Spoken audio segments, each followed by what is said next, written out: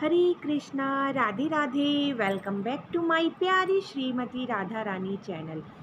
तो हम इसमें पढ़ रहे हैं प्रभुपाद लीलामृत भाग 1 और अध्याय है 31, जिसका नाम है इस्कॉन के विरुद्ध धमकी। तो चलिए चलते हैं अपने अध्याय की तरफ और सुनते हैं क्या है आज इसमें। तो बॉस्टन 21 दिसंबर 1969। प्रभुपाद के 100 से अधिक शिष्य और अनुयायी बॉस्टन के लोगन हवाई अड्डे के इंटरनेशनल टर्मिनल की लांबी में इकट्ठे हैं और कीर्तनानंद स्वामी न्यू वृंदावन के भक्तों के साथ पूरे ट्रक भरकर आए हैं। न्यूयॉर्क में भक्त एक विशाल पताका लिए हैं जिस पर लिखा है न्यूयॉर्क इस्कॉन द्वारा शील प्रभुपाद जी का स्वागत। और सभी भक्तों ने धोतियाँ, साड़ियाँ और भारी भारी कोट पहन रखे हैं और कीर्तन बड़े ज़ोर शोर से चल रहा है। उसमें कुछ जो हैं भक्त शिशु भी हैं, बच्चे भी हैं। बच्चे वहाँ मौजूद हैं। उन्होंने बहुत अरसे से प्रभुपाद को नहीं देखा, इसलिए वे वहाँ उनकी प्रतीक्षा कर रहे हैं, उनके दर्शन के लिए, कि उनका एक दर्शन उन्हें प्राप्त हो जाए। लंदन से वायुयान जैसे ही बॉस्टन हवाई अड्डे पर पहुंचता है तो भक्त ज़ोर ज़ोर से कीर्तन करने लगते हैं और प्रभुपाद जी को देखने लगते हैं उछल उछल के। प्रभुपाद का एक उठा हुआ हाथ देखते हैं और हाथ में प्रभुपाद जी की उनकी जप माला देखते हैं। वे उन्हें देखते ही पागल हो उठते हैं और भक्त निर्भय होकर मृदंग और करताल बजाने लगते हैं और कीर्तन फूट पड़ता है ज़ोर शोर से।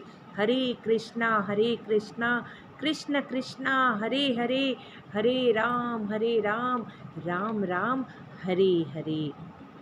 प्रभुपाद अचानक भक्तों के सामने प्रकट होते हैं और सब प्रभुपाद प्रभुपाद प्रभुपाद चिल्लाने लगते हैं।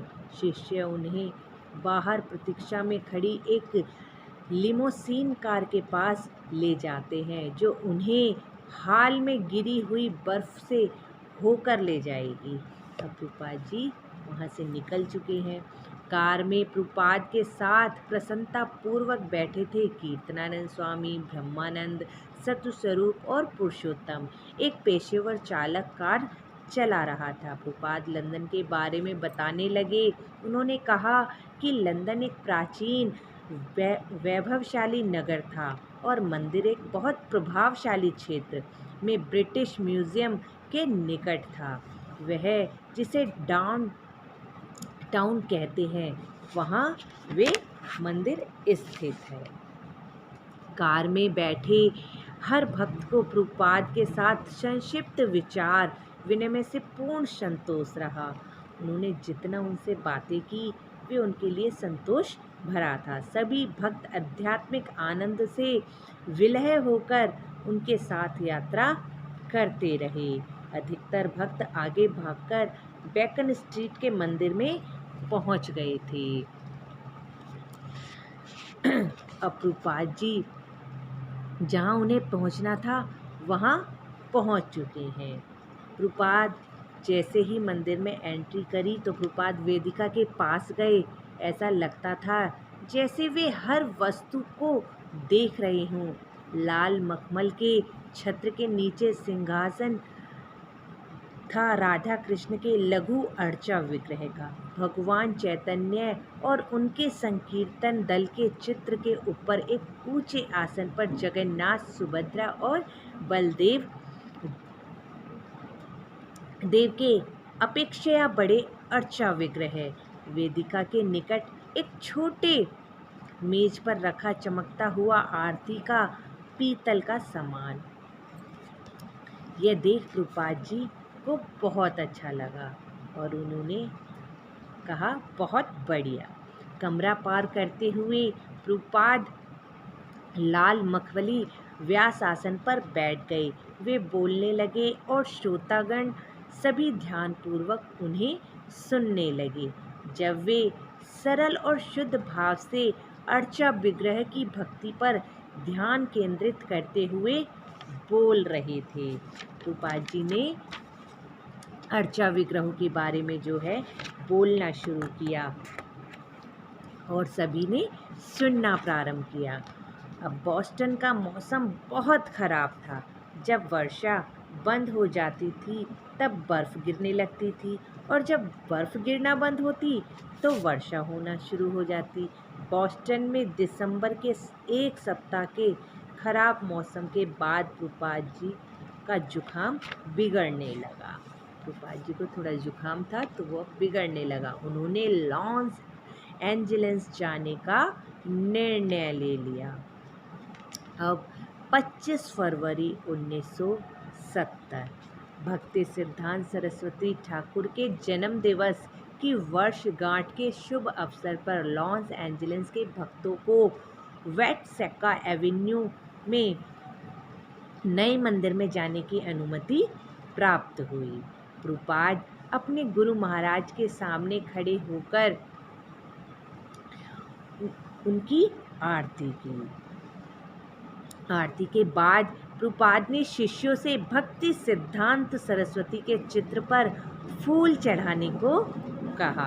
भक्ति सिद्धांत सरस्वती ठाकुर के बड़े व्यासासन के निकट एक छोटे से व्यासासन पर बैठकर प्रभुपाद जी ने चैतन्य महाप्रभु मिशन के शक्तिशाली आचार्य भक्ति विनोद ठाकुर के पुत्र अपने गुरु महाराज भक्ति सिद्धांत सरस्वती ठाकुर का संक्षिप्त इतिहास बताया।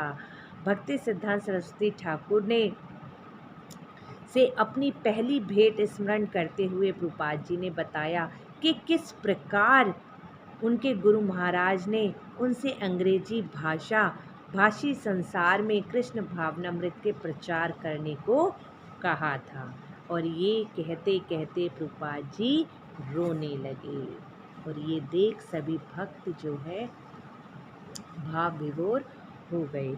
उस दिन तीसरे पहर प्रभुपाद ने घूमकर मकानों को देखा।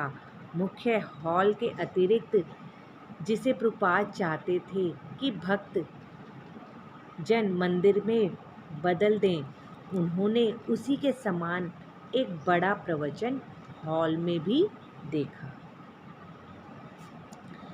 अब प्रभुपाद जी जहाँ जो देख रहे थे उससे बड़े ही खुश थे कि सभी भक्तों ने बहुत ही सुंदर जो है सारा कार्य संभाल रखा है। वे प्रसन्न थे क्योंकि हम अपने निजी स्थान में थे।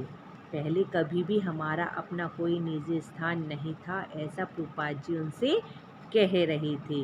मंदिर कक्ष में प्रभुपाद ने कर्णधार को बताया कि तीनों वेदिकाएं कहाँ बनानी हैं। वेदिकाओं के पूरी होते ही प्रभुपाद अर्चा विग्रहों को लाना चाहते थे वहाँ पर। अब 1970 में उन्होंने उत्तर अमेरिका और यूरोप के अपने सभी 26 मंदिरों के अध्यक्षों को लिखा कि वे लॉस एंजलिस आकर उनसे मिलें। मंदिरों में जितने भी अध्यक्ष थे प्रभुपाद से मिलने जल्द से जल्द पहुँचे। क्यों पहुँचे? अब क्यों प्रभुपाद जी उन्हें बुला रहे हैं, क्या बातें करनी है उनसे, ये अब वे करने वाले थे।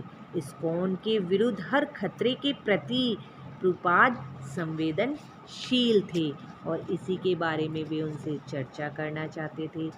जब प्रभुपाद इस्कॉन की समस्याओं के कारण चिंताग्रस्त हो गए तो उनके कार्य में बाधा पड़ने लगी। वे सभी कार्यों में ध्यान नहीं दे पा रहे थे।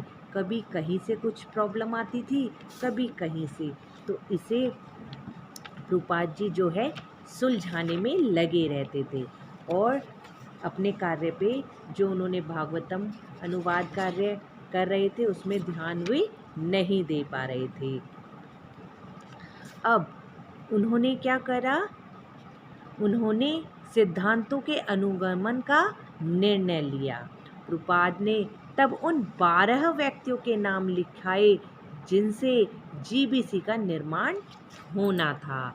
जैसे श्रीमान रूपानुगदास, श्रीमान भगवान दास, श्याम सुंदर दास, सत्य स्वरूप दास, करणधार दास, हंसदूत दास, तमाल कृष्ण दास, सुदामा दास, बाली मर्दन दास, जगदीश दास, हयग्रीव दास और कृष्णदास। ये व्यक्ति अब सीधे प्रतिनिधि माने जाते हैं। जब तक मैं जीवित हूँ या मेरे क्षेत्रीय सचिव होंगे और मेरी मृत्यु के पश्चात ये कार्यपालक कहलाएंगे। ये रूपाल जी ने जो है कहा और सभी को जीबीसी के बारे में बताया कि कैसे आगे कार्य करना है, ताकि रूपाल जी जो अपना भागवत अनुवाद कर रहे हैं उसमें कोई भी विघ्न ना पड़े और सभी कार्य जो है ध्यानपूर्वक हो सके। तो इसी के साथ ये अध्याय होता है समाप्त। हरे कृष्णा, राधे राधे।